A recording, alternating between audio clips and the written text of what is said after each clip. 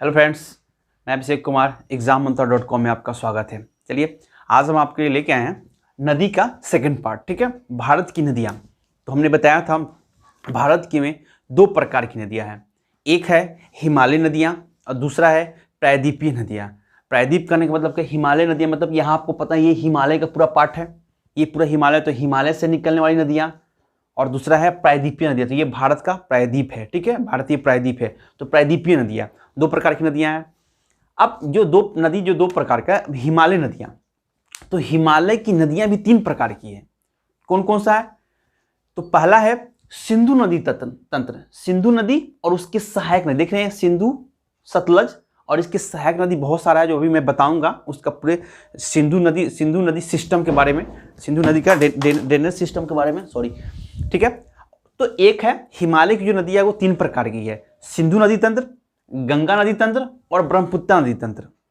ठीक है, हिमालय नदियां, भारत की नदियां दो प्रकार की, एक हिमालय नदियां, दूसरा प्रायद्वीपीय नदियां। हिमालय नदियां तीन प्रकार की, सिंधु नदी तंत्र, गंगा नदी तंत्र और ब्रह्मपुत्र नदी तंत्र। ठीक है दोस्तों, तो हमने पिछली क्लास में गंगा नदी तंत्र के बारे में पढ़ा था। उत्तर भारत की नदियों में गंगा नदी और उसके सहायक जितनी भी नदियां हैं, मेन रिवर और उसके सहायक नदियों को मिलाकर जो तंत्र बनता है उसको नदी तंत्र बोलते हैं। ठीक है, तो गंगा के बारे में मैंने पढ़ लिया था। आज हम सिंधु नदी तंत्र और ब्रह्मपुत्र नदी तंत्र के बारे में पढ़ेंगे। ठीक है, तो देखिए दोस्तों, सिंधु नदी तंत्र और ब्रह्मपुत्र नदी तंत्र इसलिए पढ़ेंगे क्योंकि दोनों का उद्गम स्थल एक ही है। तिब्बत में एक मानसरोवर झील है। ठीक है, तिब्बत में ये तिब्बत है, आपको पता होगा, ये नेपाल है, ये नेपाल है और ये पूरा क्या है, ये पूरा चीन है और यहां पूरा नीचे इसके बाद तिब्बत है। ठीक है, तिब्बत है। तो तिब्बत के मानसरोवर झील के पास तीन ग्लेशियर है। मानसरोवर झील में ही तीन ग्लेशियर है। एक है बोखरचू ग्लेशियर, बोखरचू हिमानी, जहां से सिंधु नदी निकलती है। दूसरा है राकसताल ग्लेशियर, जहां से सतलज नदी निकलती है। ठीक है, और तीसरा है चेमा युंगडुंग ग्लेशियर, जहां से ब्रह्मपुत्र नदी निकलती है। ठीक है, तो तीन नदियां, सिंधु, सतलज और ब्रह्मपुत्र। ठीक है दोस्तों, अब हम आज देखिए, सतलज भी क्या है, एक सिंधु की सहायक नदियां ही हैं, क्योंकि ये आके, ये क्या है, ये कौन सा देश है, ये बगल में ये है पाकिस्तान। ठीक है, मैं ऐसा इसलिए बता रहा हूं कि ये तीनों नदियां जो हैं, कौन कौन सा, ब्रह्मपुत्र, सिंधु और सतलज, ये अंतर्राष्ट्रीय नदियां हैं। कहने का मतलब है कि इनका उद्गम स्थल कहाँ है, भारत में ना, कहाँ पे, तिब्बत में, चीन में। ये चीन में, तिब्बत में मानसरोवर झील के पास बोखरचू हिमानी, राकसताल और चेमा युंगडुंग ग्लेशियर से निकलती है। तो ये अंतर्राष्ट्रीय नदियां हैं क्योंकि इनका उद्गम स्थल भारत में ना होकर भारत से बाहर है। ठीक है, और तीनों नदियां तीन देश से होकर बहती है। ठीक है, जैसे सिंधु नदी निकलती कहां से है, चीन से, तिब्बत से, भारत होते हुए पाकिस्तान में जाती है। सतलज नदी तिब्बत से निकलती है, भारत होते हुए पाकिस्तान में जाती है। ठीक है, और ब्रह्मपुत्र नदी चीन से निकलकर, तिब्बत से निकलकर भारत होते हुए बांग्लादेश में जाती है। ठीक है, तो बहुत बार क्वेश्चन पूछता है कि इनमें से कौन सी नदियां अंतर्राष्ट्रीय नदियां हैं जो तीन देशों में होकर बहती है। तो भारत की तीन नदियां कौन कौन, सिंधु, सतलज और ब्रह्मपुत्र। ठीक है दोस्तों, तीनों तीन देश से होकर बहती है। अब इसको मैं अभी ये पिक्चर मिटाऊंगा। अभी मैं देखिए, ये भारत का मैप है और ऐसे ही मैं सिंधु नदी तंत्र के बारे में बताऊंगा आप लोगों को। तंत्र में टोटल 6 नदियां हैं, सिंधु, झेलम, रावी, चेनाब, व्यास और सतलज। ठीक है, तीनों का क्रम है, तीनों धीरे धीरे यहां से ऐसे ऐसे आके मिलती है, ऐसे ऐसे। ठीक है,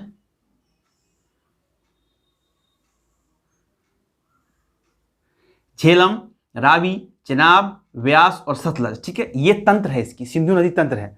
तो हम देखते हैं कि इनका उद्गम स्थल कहाँ पे है और कौन कहाँ से निकलती है, कौन सा शहर किस नदी किनारे है। तो आइए हम सिंधु नदी तंत्र के बारे में देखते हैं। ठीक है, चलिए दोस्तों, तो ये आप लोग को जो सिंधु नदी तंत्र है, मतलब मैंने बताया था मेन रिवर और उसके सहायक नदियों के मिलन से जो तंत्र बनता है उससे हम नदी तंत्र कहते हैं। तो सिंधु और उसके सहायक नदियों से मिलने से जो तंत्र बना है ड्रेनेज, वो हम लोग सिंधु ड्रेनेज सिस्टम या सिंधु नदी तंत्र बोलते हैं। ठीक है दोस्तों, तो देखिए मेन रिवर क्या है, सिंधु।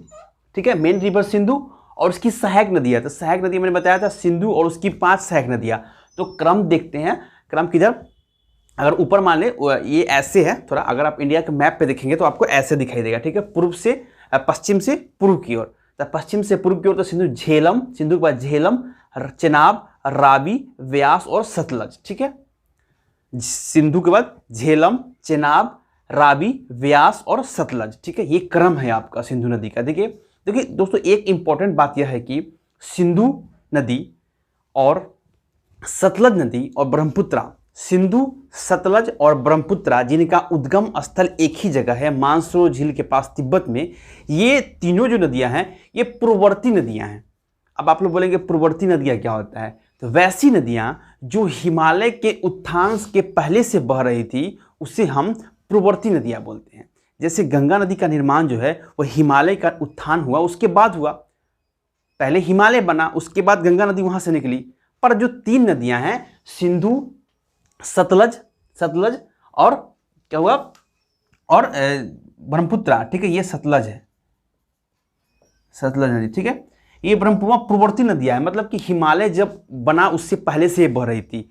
तो अगर देखिए कोई नदी बह रही है और रास्ते में अगर कोई पहाड़ आ जाए तो नदी क्या करेगी, नदी उसे काटेगी और काट काट के नदी अपना रास्ता निकाल लेगी। ठीक है, देखिए देखते हैं जब पानी बहते रहता है, अगर कहीं बहुत तेज फोर्स रहता है, अगर सामने कुछ पड़ जाए तो पानी, नदी धीरे धीरे धीरे धीरे उसे काट के अपना रास्ता खुद ही निकाल लेती है। ठीक है, नदी अपना रास्ता खुद बनाती है। तो नदियों ने हिमालय को काट कर अपना रास्ता खुद ही निर्माण किया, और जो कट किया नदियों को उससे एक गार्ज का निर्माण हुआ। जैसे मान लिया कि एक नदी ऐसे बह रही है, ठीक है, और रास्ते में उसके ऐसे पहाड़ आ गया। ठीक है, तो इसे काटेगी बीच से, तो ऐसे बीच से कटने से उसके ऐसे एक गार्ज का निर्माण हो गया। ठीक है दोस्तों, और नदी ऐसे निकल गई। ठीक है, ऐसे ऐसे नदी गई। तो ये जो गार्ज बना, ये जो खड़ा ढाल है, ये पहाड़ में जो जैसे कि हिमालय, सिंधु, सतलज और ब्रह्मपुत्रा पहले से बड़ी थी, पूर्ववर्ती नदियां हैं। तब बाद में जब हिमालय का उत्थान हुआ, हिमालय जब बन गया, तो नदियों ने हिमालय के पर्वतों को काट दिया और उसमें एक खड़े ढाल वाले गार्ज का निर्माण किया। ठीक है, तो इससे हम लोग गार्ज बोलते हैं, गार्ज। और इसका ढाल खड़े होने के कारण इसे हम लोग आई आकार का गार्ज बोलते हैं, आई आकार का गार्ज। ठीक है दोस्तों, ये गार्ज हो गया। और यही जब गार्ज ज़्यादा गहरा हो जाएगा और नदी इसे और गहरा कर देगी और ज़्यादा गर्जे, तो इसका नाम हो जाएगा कैनियन। ठीक है, कैनियन। ठीक है, तो नदी जो खड़े ढाल वाले गार्ज का निर्माण करती है उसे हम लोग आई आकार की घाटी बोलते हैं, आई आकार की घाटी। ठीक है, और उस घाटी जो अगर घाटी ज़्यादा गहरा हो जाए तो उसे गार्ज की जगह पर कैनियन बोलते हैं। ठीक है, तो गार्ज और कैनियन में अंतर पता चल गया। नदी जो कट करके हिमालय को या किसी चीज़ को कट करके अपना रास्ता निकालती है, उस खड़े ढाल को हम लोग गार्ज बोलते हैं, और उस जब खड़े ढाल की गहराई और ज़्यादा हो जाती है तो उसे हम लोग कैनियन बोलते हैं। ठीक है, और इसे हम लोग आई आकार की घाटी भी बोलते हैं, आई आकार की घाटी भी बोलते हैं। ठीक है, तो देखिए सिंधु नदी ने हिमालय को काट कर यहाँ पे सिंधु गार्ज का निर्माण किया है, कहाँ पे, गिलगित के पास। ठीक है, सिंधु गार्ज का निर्माण गिलगित के पास किया है, यहाँ इन्होंने हिमालय पर्वत को काट दिया है। ठीक है, सतलज नदी ने सिपकीला गार्ज का निर्माण किया है, कहाँ पे, हिमाचल प्रदेश में सिपकीला गार्ज का निर्माण हुआ है। ठीक है, और हम लोग देखेंगे ब्रह्मपुत्रा के, जब देखेंगे तो ब्रह्मपुत्रा नदी के द्वारा आपको अरुणाचल प्रदेश में एक गार्ज का निर्माण किया गया है, जिसे हम लोग दिहांग गार्ज बोलते हैं। ठीक है, अरुणाचल में दिहांग गार्ज है, जो हम सिंधु नदी तंत्र में जाकर देखेंगे। ठीक है, तो चलिए आइए हम देखते हैं इस नदी तंत्र के बारे में। ठीक है, गार्ज को हम लोग देख लिए। सबसे पहले हम देखेंगे सिंधु नदी के बारे में। ठीक है, देखिए सिंधु नदी जो है वो कहाँ से, वो बोखरचू हिमानी ग्लेशियर, मानसरोवर झील, तिब्बत के मानसरोवर झील के पास एक बोखरचू हिमानी ग्लेशियर है, वहां से सिंधु नदी निकलती है। ठीक है, सिंधु नदी निकलती है तिब्बत से, और वह जब भारत में प्रवेश करती है तो सबसे पहला जगह वो लेह में, ठीक, लेह लद्दाख में एंट्री करती है। और लद्दाख का लेह शहर जो है वो किसके किनारे है, सिंधु नदी किनारे है। सिंधु नदी किनारे कौन सा शहर है, लेह। और देखिए जब वो आगे बढ़ती है तो हिमालय के 2 रेंज, लद्दाख और जास्कर के बीचों बीच बहती है। ठीक है, जैसे आप अगर भारत का मैप देखेंगे ऊपर वाला, ऐसे, सॉरी,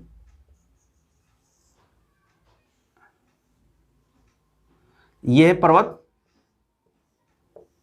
काराकोरम, लद्दाख, जास्कर, पीर पंजाला। ठीक है, ये है क्या है, काराकोरम, ये है लद्दाख, ये है जास्कर, ये है पीर पंजाल। ठीक है, तो सिंधु नदी जो है यहां से निकलकर ऐसे बह रही है। कहां से, काराकोरम और लद्दाख से, सॉरी लद्दाख और जास्कर के बीचों बीच सिंधु नदी बहती है। ठीक है, बहती है। उसमें उसकी कुछ 2-3 छोटी छोटी सहायक नदियां हैं सिंधु नदी की। ठीक है, कुछ जो उत्तर की तरफ से आके मिलती है, कुछ दक्षिण की तरफ से आके मिलती है। तो उत्तर की तरफ से आकर मिलने वाली नदियां जो हैं सिंधु नदी में, वो कौन कौन सा है, तो वो है श्योक नदी, काबुल, कुर्रम और गोमल। श्योक, काबुल, कुर्रम और गोमल, ये सिंधु नदी की जो सहायक नदी है वो उत्तर की तरफ से आकर मिलती है। और जो दक्षिण की तरफ से सिंधु नदी जाकर मिलती है, एक है जास्कर, दूसरा है सियांग, सिगार और गिलगित। जास्कर, सियांग, सिगार और गिलगित जो है वो दक्षिण की तरफ से, आप लोग नोट डाउन कर लीजिएगा, जाके सिंधु नदी में मिलती है। ठीक है, फिर सिंधु नदी जब आगे बढ़ती है तो गिलगित के पास एक सिंधु गार्ज का निर्माण करती है और वह सीधा पाकिस्तान में एंट्री कर जाती है। ठीक है, पाकिस्तान में एंट्री कर जाती है। तो देखिए अब ये सिंधु नदी, ठीक, अब इसकी अगला देखते हैं सहायक नदियों के बारे में। ठीक है, अब देखिए अगर क्वेश्चन पूछे कि हम सिंधु नदी तंत्र के पूर्व से पश्चिम क्रम या पश्चिम से पूर्व क्रम के बारे में बात करें, तो अब सिंधु के बाद झेलम की बात करेंगे, झेलम के बाद चेनाब, रावी, व्यास और सतलज की बात करेंगे। ठीक है दोस्तों, तो चलिए दूसरा नदी देखते हैं हम लोग, झेलम नदी। ठीक है, ये झेलम नदी है। देखिए सिंधु नदी तंत्र की 2 ही ऐसी नदी है जो कहां से निकलती है, तिब्बत चाइना से निकलती है। बाकी जितने भी नदियां हैं, बाकी 3 नदियां तिब्बत से निकलती है और बाकी 3 नदियां हिमाचल प्रदेश से निकलती है और एक नदी जो है वो जम्मू कश्मीर से निकलती है। तो सिंधु नदी तंत्र की एकमात्र ऐसी नदी कौन है जो जम्मू कश्मीर से निकलती है, वो झेलम। ठीक है, देखिए ध्यान से आप लोग सुनिएगा, सिंधु नदी तंत्र की 2 नदियां, टोटल कितनी नदियां हैं, 1, 2, 3, 4, 5, 6। तो सिंधु नदी तंत्र की 6 नदियां में 2 नदी तिब्बत से निकलती है। कौन कौन, सिंधु और सतलज। 3 नदियां हिमाचल प्रदेश से निकलती है। कौन कौन, तो चेनाब, रावी, व्यास। ठीक है, 1 नदियां जम्मू कश्मीर से निकलती है। कौन सा, झेलम। ठीक है, आप लोग नोट डाउन कर लीजिएगा क्लियर, क्योंकि बहुत बार क्वेश्चन पूछता है कि सिंधु नदी तंत्र की कौन सी ऐसी नदियां हैं जो जम्मू कश्मीर से निकलती है।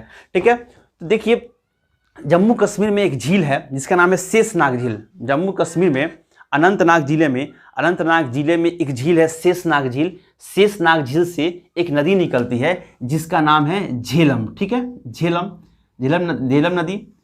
देखिए यह नदी शेषनाग झील से निकलकर वुलर झील में जाके गिर जाती है।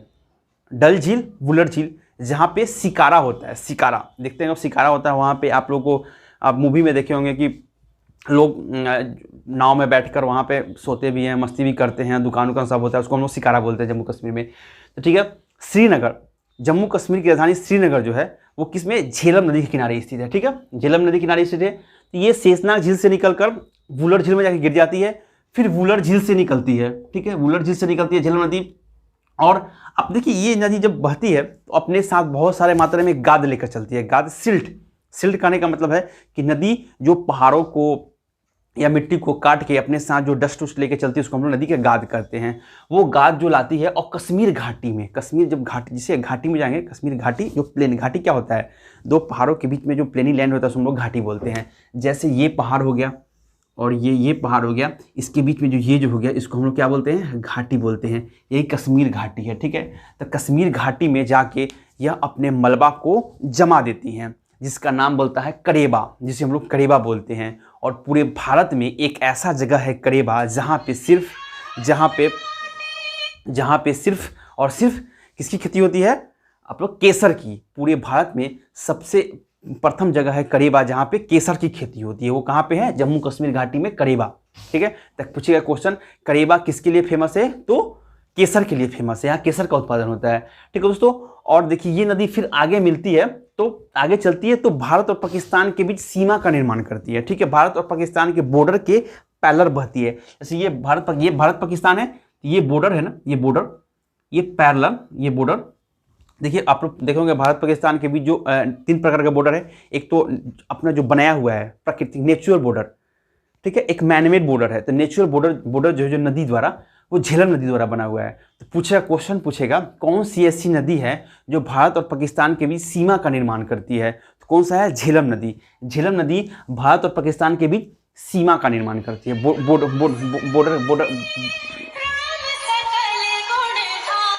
बॉर्डर का निर्माण करती है। ठीक है, ठीक है दोस्तों। फिर ये आगे चल के आगे आके चेनाब में मिल जाती है। चलिए नेक्स्ट नदी देखते हैं, चेनाब। ठीक है, चेनाब नदी। देखिए चेनाब ना दो नदियों के मिलने से बनता है। चेनाब का उद्गम स्थल हिमाचल प्रदेश है। ठीक है, चेनाब का उद्गम स्थल हिमाचल प्रदेश है। ये हिमाचल प्रदेश में दो नदी, छोटे छोटे दो नदी है, चंद्रा और भागा। चंद्रा और भागा नदियों के मिलने से, हिमाचल प्रदेश की दो नदियां चंद्रा और भागा नदी के मिलने से दोनों किसका? चेनाब नदी का निर्माण होता है। और चेनाब नदी जो हिमाचल में एंट्री करती है, जो प्रवेश करती है, तो बारालाचा दर्रा से होगी। बारालाचा दर्रा। ठीक है, तो पूछेगा कौन सी ऐसी नदी है जो बारालाचा दर्रा से होके गुजरती है। देखिए दर्रा क्या होता है, अब देखिए दर्रा, तो दर्रा इसको इंग्लिश में हम लोग पास बोलते हैं। तो दो पहाड़ों के बीच जो सकरी जो रास्ता होता है उसे हम लोग दर्रा बोलते हैं। तो उसी दो पहाड़ों के बीच से जो नदी निकलती है हिमाचल प्रदेश में, उसे हम लोग चेनाब नदी बोलते हैं। ठीक है, चेनाब बारालाचा दर्रा से होकर हिमाचल प्रदेश में एंट्री करती है। ठीक है, और वह धीरे धीरे आगे चलती है और कश्मीर में जाके पाकिस्तान में जाके व्यास झेलम नदी से जाके मिल जाती है। ठीक है, तो ये झेलम नदी आके चेनाब से मिलती है, तो इसका नाम होता है चेनाब।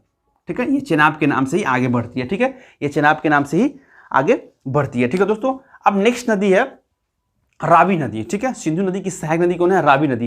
रावी नदी जो है वो हिमाचल प्रदेश में रोहतांग दर्रा से निकलती है। मैंने बताया था सिंधु नदी तंत्र की तीन ऐसी नदी है जो हिमाचल प्रदेश से निकलती है, चेनाब, रावी और व्यास। ठीक है, तो चेनाब नदी रावी नदी जो है वो हिमाचल प्रदेश में रोहतांग दर्रा से निकलती है, और रोहतांग दर्रा से निकलकर वो सीधे चलते चलते कहाँ पे आके चेनाब नदी में मिल जाती है। ठीक है, चेनाब में मिल जाती है। कौन सा?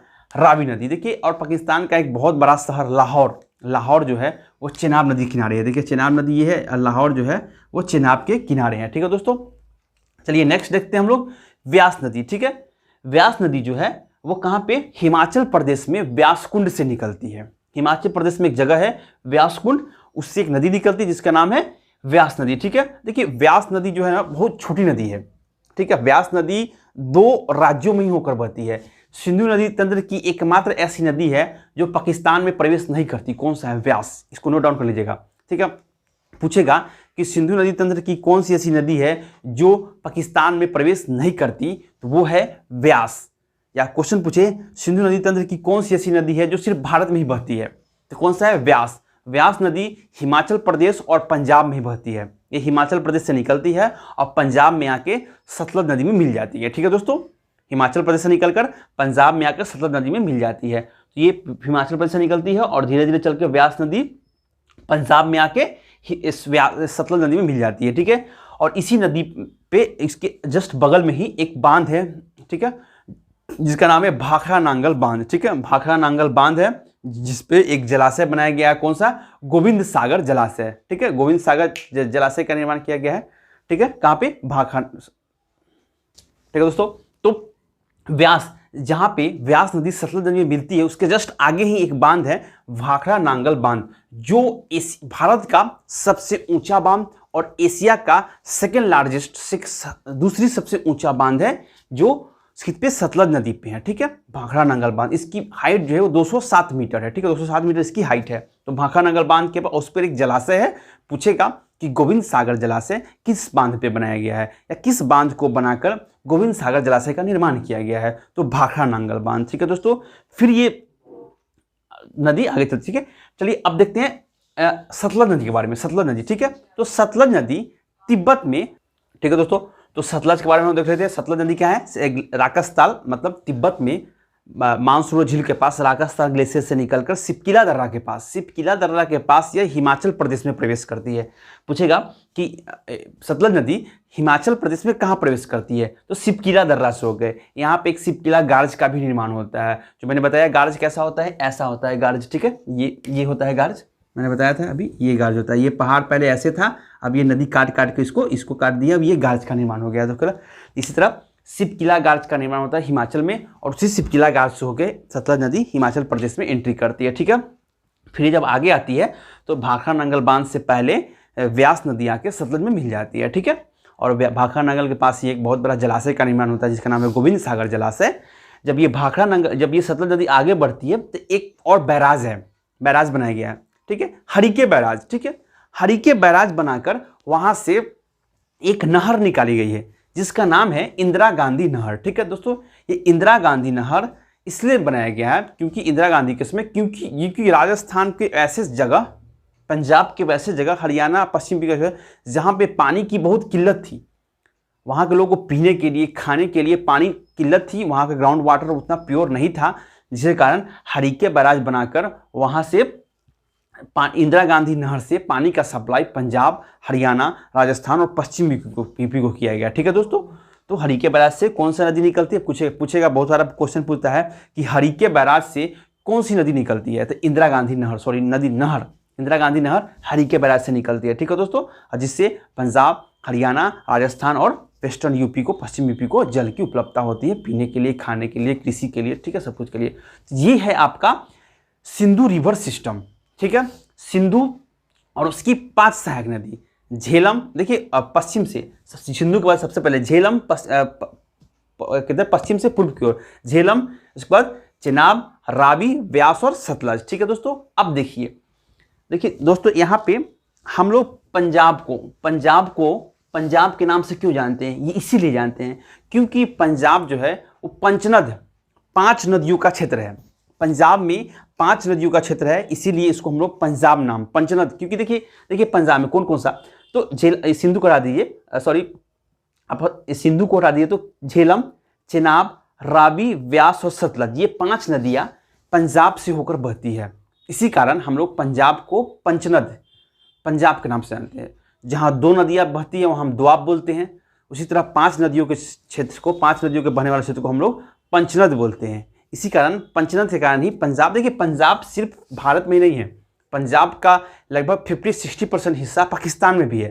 ठीक है, इधर पाकिस्तान है यहाँ से और यहाँ इंडिया है, तो 5 नदियाँ जो पंजाब से होकर निकलती है कौन कौन सा है, तो झेलम, चेनाब, रावी, व्यास और सतलज, ये 5 नदियाँ पंजाब से होकर निकलती है। ठीक है, सतलज के बारे में बात करें तो सतलज भारत में 2 राज्यों से होकर बहती है, तिब्बत से निकलती है हिमाचल प्रदेश, और पंजाब से होकर बहते हुए वह पाकिस्तान में प्रवेश कर जाती है, और मिठानकोट के पास, पाकिस्तान के मिठानकोट के पास से सतलज सिंधु नदी में मिल जाती है, और तब सिंधु नदी आके अरब सागर में गिर जाता है। ठीक है, तो ये सिंधु नदी तंत्र हो गया आप लोगों को। ठीक है, सिंधु और उसकी सहायक नदी थी पंचनद। अब देखिए हम लोग बोले 2 नदियों के क्षेत्र के बीच, 2 नदियों के बीच के क्षेत्र को दोआब बोलते हैं, तो सिंधु और झेलम के बीच के क्षेत्र को हम लोग सिंध सागर दोआब बोलते हैं। पूछेगा सिंध सागर दोआब किन नदियों के बीच में है, तो सिंधु और झेलम के बीच में। ठीक है, नेक्स्ट है झेलम और चेनाब के, देखिए ये नदी का क्रम याद कर लीजिएगा आप लोग। ठीक है, झेलम और चेनाब के बीच में चाब दोआब। ठीक है, चेनाब और रावी के बीच में रेचना, रावी और व्यास के बीच में वाड़ी दोआब, और व्यास और सतलज के बीच में विस्त दोआब। ठीक है, तो ये दोआब सब है, कभी कभी पूछ देता है। एक और क्वेश्चन बनता है यहाँ पे, क्वेश्चन मैंने बताया भी था कि सिंधु नदी किन 2 पर्वतों के बीच से होकर बहती है, तो सिंधु नदी लद्दाख और जास्कर के बीच से होकर बहती है। लेह किस नदी के संगम पे है, तो सिंधु नदी के संगम पे। श्रीनगर झेलम नदी के संगम पर स्थित है। ठीक है दोस्तों, ये आप लोगों को सिंधु नदी तंत्र हो गया। चलिए अब हम ब्रह्मपुत्र नदी तंत्र की तरफ चलते हैं। ये उत्तर भारत की 3 नदी तंत्र के बारे में मैंने बताया था, सिंधु, ब्रह्मपुत्र और गंगा। हम लोग सिंधु और गंगा के बारे में पढ़ लिए, ब्रह्मपुत्र के बारे में पढ़ेंगे। अब देखिए तीनों का जन्म स्थल एक ही था, सिंधु नदी, सतलज नदी और ब्रह्मपुत्र का जन्म स्थल एक ही था, मैंने बताया भी था शुरू में। वीडियो के फर्स्ट में जाके देखिएगा आप कि यह मानसरोवर झील के पास राकसताल, चेमा युंडुंग ग्लेशियर तथा मानसरोवर झील से तीनों एक ही साथ निकलती है। तो आइए हम ब्रह्मपुत्र नदी पे चलते हैं। चलिए दोस्तों, अब हम देखते हैं ब्रह्मपुत्र नदी सिस्टम। ठीक है, ब्रह्मपुत्र नदी और उसकी सहायक नदियों के तंत्र को। ठीक है, तो हमने बताया था कि तिब्बत के मानसरोवर झील से 3 नदी निकलती है, सिंधु, सतलज और ब्रह्मपुत्र। ये ब्रह्मपुत्र जो है, ब्रह्मपुत्र के नाम से तिब्बत में नहीं जाना जाता है, भारत में भी कहीं पे एक ही राज्य में सिर्फ ब्रह्मपुत्र के नाम से जाना जाता है, वो है असम। तो चलिए आपको बताता हूँ मैं। तो चेमा युंगडुंग ग्लेशियर, मानसरोजिल के पास एक ग्लेशियर जिसका नाम है चेमा युंगडुंग ग्लेशियर, वहां से एक नदी निकलती है जिसका नाम है सांगपो नदी, जिसका नाम है सांगपो। चीन में तिब्बत में एक नदी निकलती है चेमा युंगडुंग ग्लेशियर से जिसका नाम है सांगपो। ये सांगपो रिवर हिमालय के समानांतर बहती है, हिमालय के समानांतर बहती है और जम्मू और सॉरी अरुणाचल प्रदेश के पास, ठीक है, अरुणाचल प्रदेश के बाद एक गार्ज का निर्माण करती है जिसका नाम है दिहांग गार्ज। मैंने बताया था गार्ज क्या होता है, ये पहाड़ी है और नदी इसको बीच से जब ऐसे ऐसे काटती है तो ऐसे यहाँ पे एक गार्ज का निर्माण हो जाता है, ठीक है, और नदी इसमें है निकल जाती है। तो यहाँ पे भी ब्रह्मपुत्र नदी एक गार्ज का निर्माण करती है जिसका नाम है दिहांग गार्ज। कौन सा नाम है, यहाँ गार्ज है दिहांग, दिहांग गार्ज, ठीक है। और अरुणाचल में ब्रह्मपुत्र नदी को दिहांग नदी, सियांग या दिहांग नदी के नाम से जाना जाता है, ठीक है। तो ब्रह्मपुत्र को चीन में या तिब्बत में सांगपो और अरुणाचल में इसको हम लोग दिहांग नदी के नाम से जानते हैं, ठीक है। जब ये अरुणाचल प्रदेश में आती है तो ऐसे अरुणाचल में जब बहती है तो इसमें दो छोटी छोटी और नदियां आके मिलती है अरुणाचल में ही। कौन सा, तो एक है दिबांग नदी, अरुणाचल में ब्रह्मपुत्र को दिहांग जानते हैं, तो दिहांग में कौन सा नदी मिलती है, दिबांग, दिबांग। और एक है लोहित नदी, दिबांग और लोहित नदी याद रखिएगा क्योंकि बहुत बार यूपीएससी में IAS के एग्जाम में 2 बार क्वेश्चन पूछा है कि लोहित नदी, देखिए छोटी छोटी नदी के बारे में क्वेश्चन पूछता है, वो ये मेन नदी के बारे में नहीं पूछता है। पूछा था कि लोहित नदी किसकी सहायक नदी है, दिबांग नदी किसकी सहायक नदी है, क्योंकि इसीलिए मैं इसको ज़्यादा फोकस कर रहा हूँ क्योंकि ये पूछा हुआ क्वेश्चन है, IAS के एग्जाम में पूछा हुआ है। आप लोग लगभग 2014-15 का क्वेश्चन बैंक उठाकर देख लीजिएगा, ठीक है। तो लोहित नदी और दिबांग नदी दिहांग में आके मिलती है, दिहांग नदी में, ठीक है। और दिहांग नदी जब आगे बढ़ती है तो सदिया और धुबरी के बीच, सदिया जहां सदिया एक जगह है, सदिया एक जगह है जहां से ब्रह्मपुत्र नदी असम में प्रवेश करती है, असम राज्य, और अरुणाचल के बाद असम में जब यहां से प्रवेश करती है उस जगह का नाम है सदिया। देखिए इस जगह का नाम मैं इसलिए बता रहा हूं ताकि इस सदिया के जगह है, यहाँ से अरुणाचल प्रदेश असम में एक सदिया से धुबरी के बीच एक घाटी का निर्माण होता है, ठीक है, जिससे हम लोग ब्रह्मपुत्र नदी घाटी बोलते हैं। सदिया से धुबरी के बीच ब्रह्मपुत्र नदी घाटी का निर्माण होता है और असम में ही, भारत के असम राज्य में ही ब्रह्मपुत्र नदी को ब्रह्मपुत्र के नाम से जाना जाता है, ठीक है। ब्रह्मपुत्र को ब्रह्मपुत्र के नाम से कहा जाना जाता है असम में, अरुणाचल प्रदेश में ब्रह्मपुत्र को दिहांग के नाम से जाना जाता है और चाइना में तिब्बत में ब्रह्मपुत्र को सांगपो के नाम से जाना जाता है, ठीक है। तो सदिया और धुबरी के बीच में एक घाटी का निर्माण होता है जिसका नाम है ब्रह्मपुत्र नदी घाटी, और उस घाटी में विश्व का सबसे बड़ा नदी द्वीप का निर्माण होता है जिसका नाम है माजुली द्वीप। माजुली द्वीप किस नदी पे है, ब्रह्मपुत्र नदी पे है। विश्व का सबसे बड़ा नदी द्वीप है माजुली द्वीप, ठीक है, जो कहाँ पे है, असम में है। किस नदी पे है, ब्रह्मपुत्र नदी पे है। और भारत का प्रथम, पूरे विश्व का या भारत का प्रथम जो है वो द्वीपीय जिला है, भारत का प्रथम द्वीप जिला है, क्या उसको बोलते हैं, भारत का पहला नदी जिला। नदी जिला मतलब कि नदी के द्वीप है उसमें एक जिला है जिसका नाम है माजुली द्वीप और माजुली जिला, ठीक है, जहाँ पे एग्रीकल्चर, वहाँ लोग पॉपुलेशन भी निवास करता है। वो देख ले आप लोग, समुद्र में द्वीप होता है लेकिन नदी में द्वीप खास कभी कभी होता है, लेकिन ब्रह्मपुत्र नदी में बहुत बड़ा, विश्व का सबसे बड़ा द्वीप, नदी द्वीप के बारे में तो माजुली द्वीप है, ठीक है दोस्तों। और यहीं पे एक छोटी सी नदी आके मिलती है ब्रह्मपुत्र नदी में जिसका नाम है मानस। मानस नदी ब्रह्मपुत्र में एक आके मिलती है जिसका नाम है मानस, और वहाँ पे एक टाइगर रिजर्व भी है जिसका नाम है मानस टाइगर रिजर्व, ठीक है दोस्तों। मानस रिजर्व जो है वो भारत का सबसे बड़ा जैव विविधता वाला क्षेत्र है। भारत का सबसे अधिक जैव विविधता वाला रिजर्व कौन सा है, तो मानस, ठीक है। मानस रिजर्व जो है अभ्यारण्य भारत का सबसे अधिक जैव विविधता वाला अभ्यारण्य है, ठीक है, मानस अभ्यारण्य है, ठीक है। देखिए, ठीक है, तो सदिया से धुबरी के बीच क्या पूछेगा, बहुत बार क्वेश्चन पूछता है कि ब्रह्मपुत्र घाटी का निर्माण कहां से कहां तक होता है, तो सदिया से धुबरी के बीच, सदिया से धुबरी के बीच वो ब्रह्मपुत्र नदी के नाम से जाना जाता है, ठीक है। और जब आगे जब बढ़ती है ये ब्रह्मपुत्र नदी असम से आगे, तो एक और नदी आके मिलती है जिसका नाम है तीस्ता नदी, ठीक है। तीस्ता नदी सिक्किम के, ये सिक्किम राज्य है, ये सिक्किम के जेमू ग्लेशियर, सिक्किम के जेमू ग्लेशियर से निकलकर एक नदी आती है तीस्ता नदी, जो ब्रह्मपुत्र में आके मिल जाती है, ठीक है। और तब ब्रह्मपुत्र जो है वो बांग्लादेश में प्रवेश कर जाती है, और जब ब्रह्मपुत्र जब बांग्लादेश में प्रवेश करती है तो उसे हम लोग जमुना के नाम से जानते हैं, ठीक है, जमुना। तो ब्रह्मपुत्र का 4 नेम, सबसे पहले सांगपो, कहाँ पे, चीन में, अरुणाचल प्रदेश में दिहांग, असम में ब्रह्मपुत्रा और बांग्लादेश में जमुना के नाम से जाना जाता है। अब इसी जमुना नदी में गंगा नदी, जिसे बांग्लादेश में पद्मा के नाम से जानते हैं, आकर मिलती है।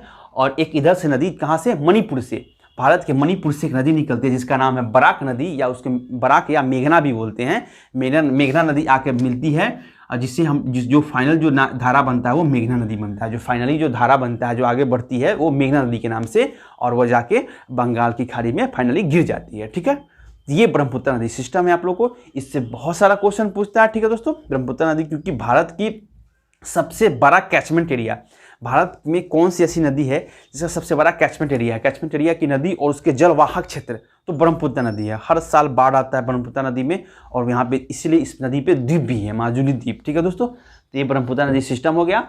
चलिए, आप लोग को चैनल को लाइक, सब्सक्राइब और शेयर करते चलिए। इसी तरह मैं आपके लिए नया नया वीडियो लेकर आता रहूँगा। अगला जो नेक्स्ट वीडियो लाएंगे, नदी पार्ट 3, नदी पार्ट 1, नदी पार्ट 2 हो गया, नदी पार्ट 3 जो होगा वो आप लोग के लिए प्रायद्वीपीय नदी होगा, प्रायद्वीपीय भारत की नदी, द्वीप सेक्शन की। एक ही क्लास में लोग सभी नदी के बारे में जान लेंगे। थैंक यू दोस्तों, चलिए लाइक, सब्सक्राइब और शेयर जरूर कीजिएगा।